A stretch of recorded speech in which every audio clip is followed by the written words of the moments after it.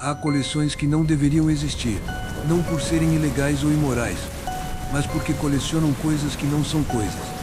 Esta história veio até mim através de um pacote deixado na porta dos arquivos do Crepúsculo, sem remetente, contendo 3 álbuns fotográficos e uma carta datilografada.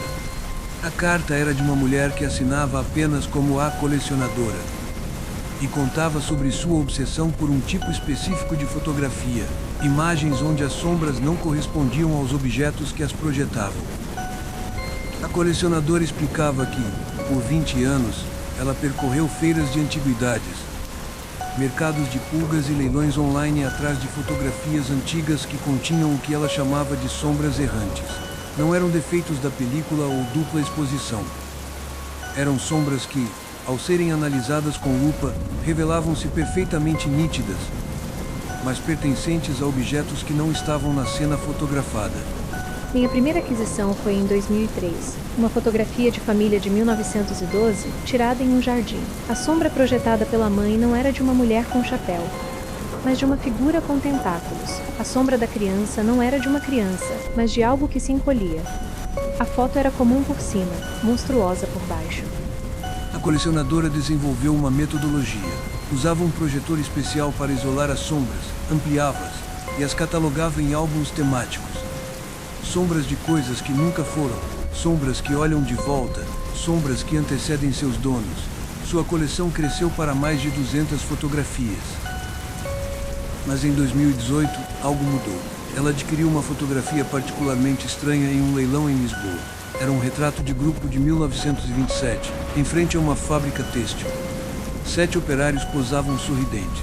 7 sombras normais se estendiam aos seus pés. E uma 8ª sombra, no canto direito, que não pertencia a ninguém na foto. Uma sombra de alguém sentado em uma cadeira que não existia.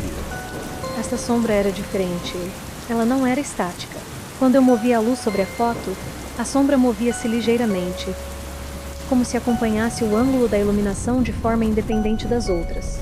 E se eu olhasse fixamente para ela por mais de 1 minuto, começava a ouvir sussurros, em português arcaico. Foi então que ela começou a notar padrões. As sombras em suas fotografias estavam se comunicando, não entre si, mas com suas contrapartes em outras fotos. Ela descobriu que se colocasse 2 fotos com sombras errantes lado a lado sob luz negra, as sombras projetavam linhas finíssimas de conexão entre elas, como fios de teia de aranha invisíveis a olho nu.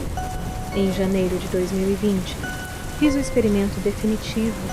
Selecionei 12 fotografias de diferentes períodos e países, todas com sombras errantes, dispusas em círculo no chão do meu estúdio com uma fonte de luz no centro. À meia-noite, acendi a luz. O que aconteceu a seguir, ela descreveu com precisão clínica, mas com uma tensão palpável nas palavras. A princípio, nada. Então, as sombras começaram a se esticar. Não nas fotografias. No chão das fotografias. Elas saíram dos papéis e se projetaram no assoalho de madeira, alongando-se até encontrarem-se no centro do círculo. Lá, fundiram-se em uma única sombra composta, uma silhueta grotesca e mutante que incorporava elementos de todas as outras. Tentáculos aqui, asas ali, múltiplos membros entrelaçados. A sombra composta não se moveu, mas começou a respirar, não com som, mas com movimento, expandindo e contraindo-se ritmicamente. E com cada expiração, uma fina camada de escuridão saía dela e impregnava o ar, tornando a sala progressivamente mais escura, mesmo com a luz acesa. A temperatura caiu 15 graus em 3 minutos, meu fôlego formava nuvens. E então a sombra falou, não com palavras, com imagens. Projetou na parede cenas que não eram memórias minhas. Pessoas em momentos de pavor extremo, suas sombras se descolando delas como peles negras, arrastando-se para longe, deixando os corpos sem sombra e sem alma, suspeito. A colecionadora desligou a luz. A sombra composta desapareceu. Mas as fotografias nunca mais foram as mesmas. Agora, mesmo sob luz normal, as sombras errantes pareciam mais presentes, mais substanciais, como se a experiência as tivesse fortalecido. A carta continuava, com a datilografia começando a falhar, letras sobrepostas. O pior veio depois. Descobri que eu mesma não projetava mais sombra completa. Partes de mim, minha mão direita, meu perfil esquerdo, não tinham mais sombra correspondente. Como se pedaços da minha própria sombra tivessem sido coletados, talvez durante o experimento. Talvez antes. Ela concluía com um aviso: as sombras errantes não são anomalias, são fugitivas. Algo as criou, algo as caça, e algo as quer de volta. Minha coleção não era uma coleção. Era uma armadilha. E eu fui a isca. A carta terminava abruptamente. Os álbuns fotográficos anexados continham as 200 fotografias. E em cada uma, ao examinar com atenção, percebi algo que a colecionadora não mencionara, em pelo menos 30 fotos, em segundo plano, distante. Sempre havia a mesma figura, não uma pessoa, uma ausência em forma de homem, sempre de costas, sempre carregando o que parecia ser uma mala grande demais. E nas últimas 5 fotos da coleção, essa figura não estava mais ao fundo, estava mais próxima. Na penúltima, estava meio plano. Na última foto, uma Polaroid sem data, a figura estava em primeiro plano, ainda de costas, e a mala agora estava aberta no chão ao seu lado. Dentro da mala, não havia objetos. Havia sombras. Dezenas delas, comprimidas, tentando escapar. A colecionadora nunca foi encontrada. Seu estúdio estava vazio, exceto por uma última fotografia na mesa, um autorretrato dela, sorrindo. No chão ao seu lado, projetada pela luz do estúdio, não estava sua sombra. Estava a sombra da figura com a mala.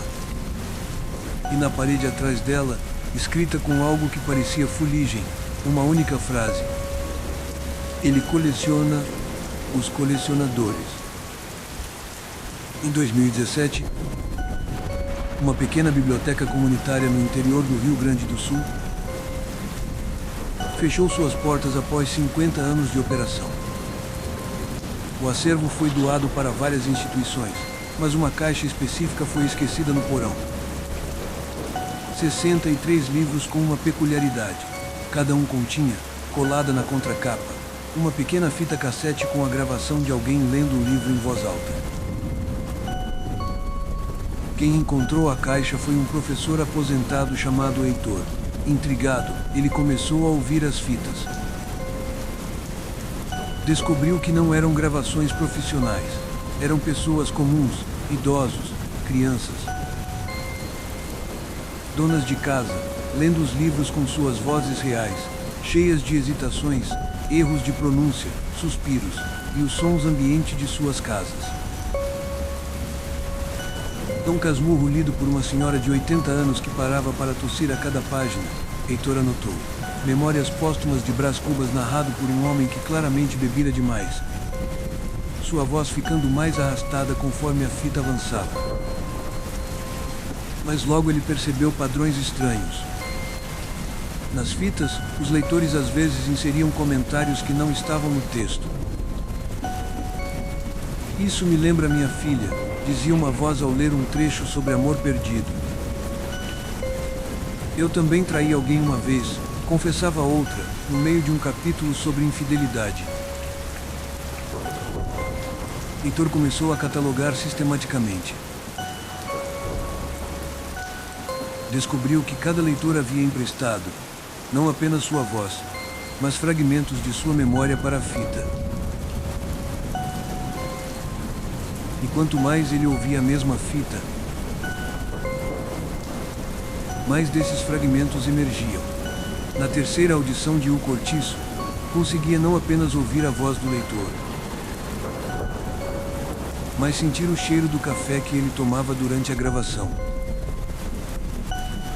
Na quinta audição de Iracema, via flashes da sala onde a gravação foi feita. Um sofá verde, uma janela com cortinas de renda. Foi quando ele descobriu a fita mais perturbadora.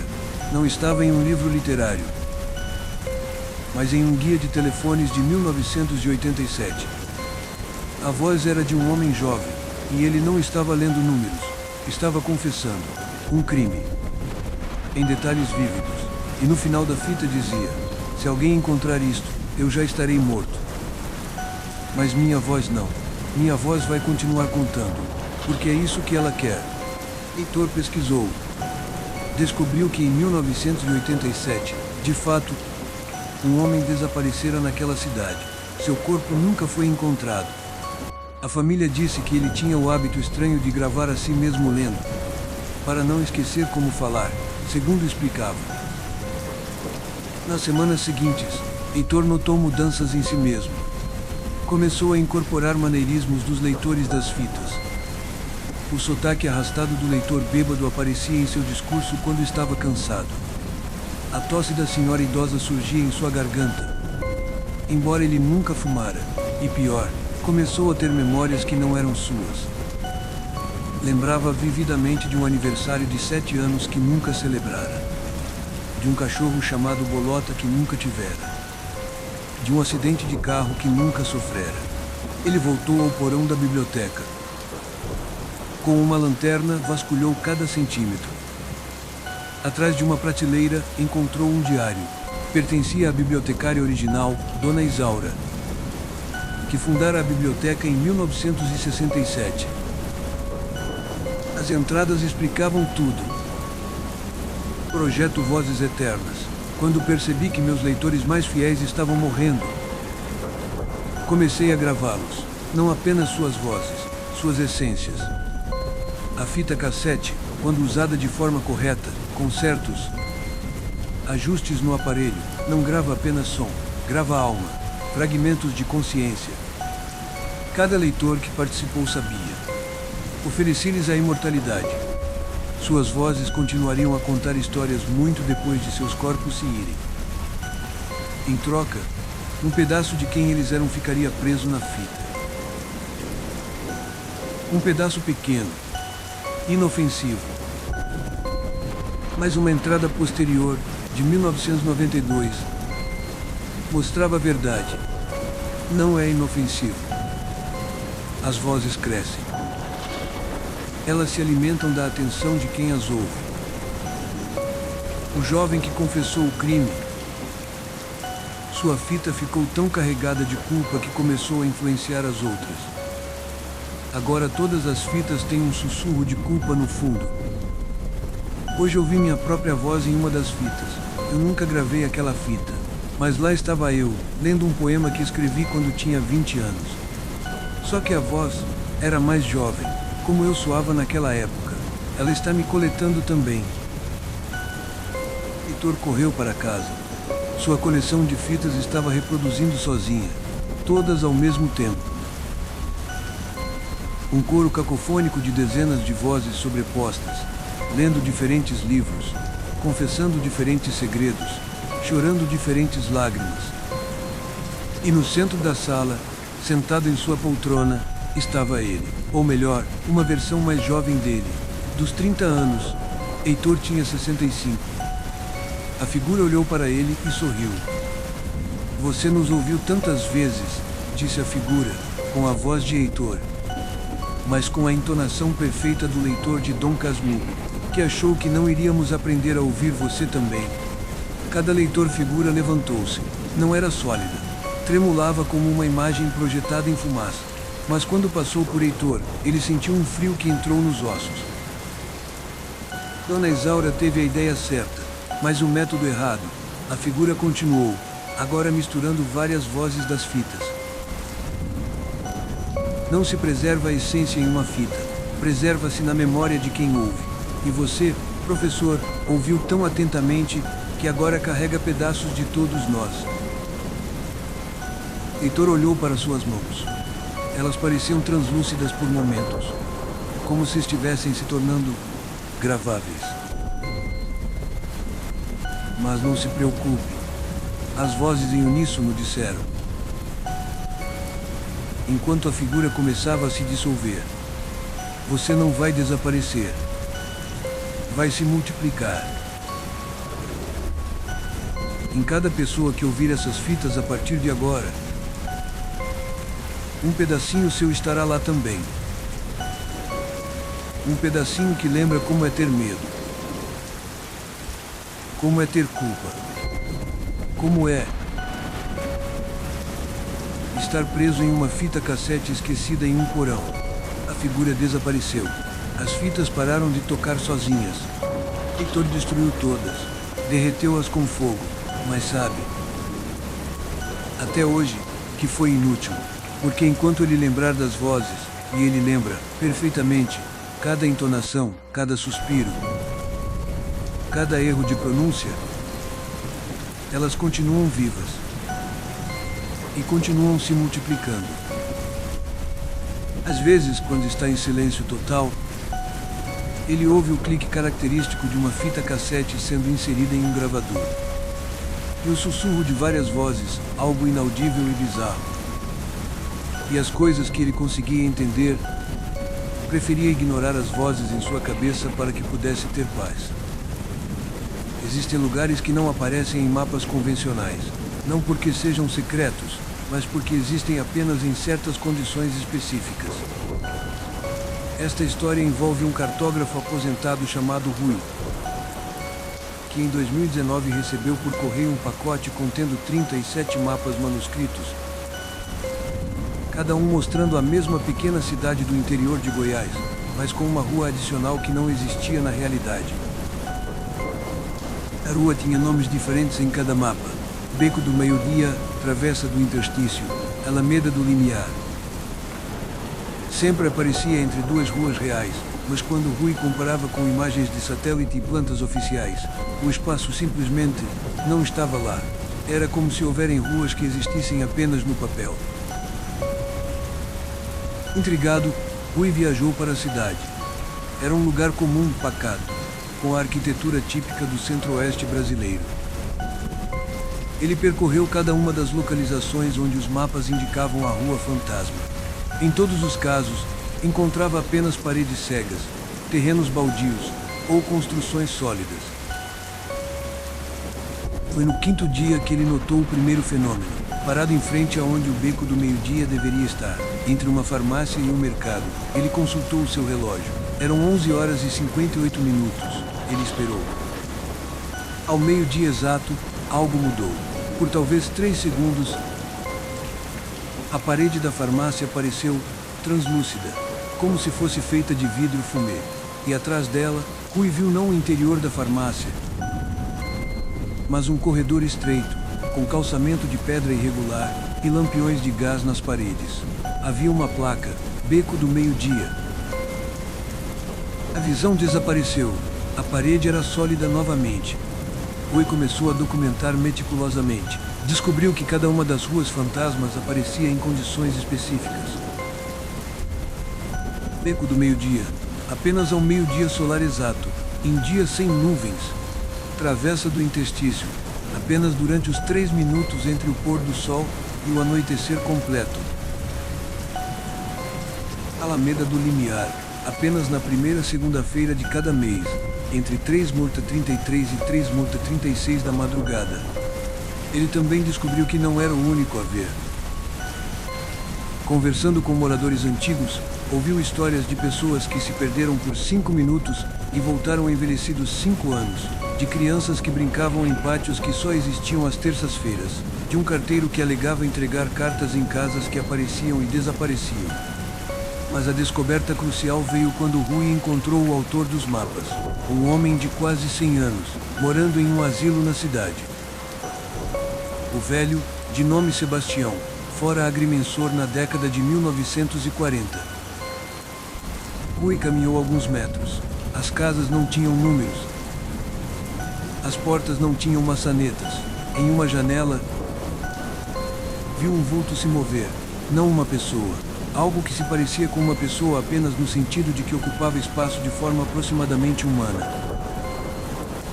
Ele olhou para seu relógio. O ponteiro dos segundos não se movia, mas o ponteiro dos minutos retrocedia lentamente. Foi quando ele ouviu os passos, não atrás dele, em todas as direções ao mesmo tempo, como se várias pessoas, ou várias versões da mesma pessoa, estivessem andando em círculos concêntricos ao seu redor. Uma voz falou. Não vinha de lugar algum. Simplesmente se formou em sua mente. Você não deveria estar aqui no seu primeiro tempo. Rui correu de volta para onde entrara. A névoa opalescente ainda estava lá. Ele atravessou. Era 3:36. A Alameda desaparecera. Ele estava de volta ao terreno baldio. Mas algo estava errado. Seu relógio agora marcava 3:33. E continuou marcando 3:33 pelos próximos 3 dias, não importando quantas vezes ele o desincronizasse e ressincronizasse. E havia outras mudanças. Rui começou a notar que, em momentos de transição, ao acordar, ao adormecer, ao entrar ou sair de um lugar, ele via breves flashes dos lugares intermediários. A Alameda aparecendo no corredor de sua casa por meio segundo, o beco se sobrepondo a uma rua real durante um piscar de olhos. Ele voltou ao asilo. Sebastião havia morrido durante a noite. Na mesa ao lado da cama, havia um último mapa, diferente dos outros. Mostrava não a cidade, mas o próprio asilo. E nele, uma sala adicional. Sala do último intervalo. Rui encontrou a sala. Era o depósito de equipamentos médicos. Mas no mapa de Sebastião, havia uma porta atrás das prateleiras. À meia-noite exata, Rui voltou. Moveu as prateleiras. Havia de fato uma porta. Simples, de madeira, com uma placa, sala do último intervalo. Ele abriu. Dentro, não havia sala. Havia um espaço indefinido, sem paredes visíveis, com piso de ardósia que se estendia até onde a vista alcançava. E ao longo desse espaço infinito, estantes. Estantes e mais estantes, chegando até um céu noturno fixo, sem estrelas. Nas estantes, não livros, objetos. Um relógio parado em 3:33. Um teodolito quebrado, um chapéu de agrimensor, um par de óculos, centenas de objetos pessoais. E no centro, uma mesa. Sobre ela, o corpo de Sebastião, não morto. Em estado de suspensão, respirando uma vez a cada 3 minutos, seus olhos abertos, fixos no nada. Ao lado do corpo, um caderno aberto. A última anotação. A morte não é um momento, é um lugar intermediário. Eu decidi ficar aqui, no intervalo. Nem vivo, nem morto. Apenas entre. Rui saiu. A porta fechou-se atrás dele e desapareceu, tornando-se parede sólida. Ele nunca mais tentou entrar em um lugar intermediário, mas sabe que eles estão lá, e sabe que Sebastião estava certo. Cada visita o tornou mais sensível a eles. Agora, sempre que está em um momento de transição, e a vida é feita deles, ele sente a atração suave desses lugares, o chamado para ficar no intervalo, para não escolher entre antes e depois, para simplesmente estar entre. Ele luta contra essa atração, porque suspeita do que acontece quando alguém passa muito tempo nos interstícios. Você para de pertencer a qualquer lugar, e todos os lugares, então começam a pertencer a você.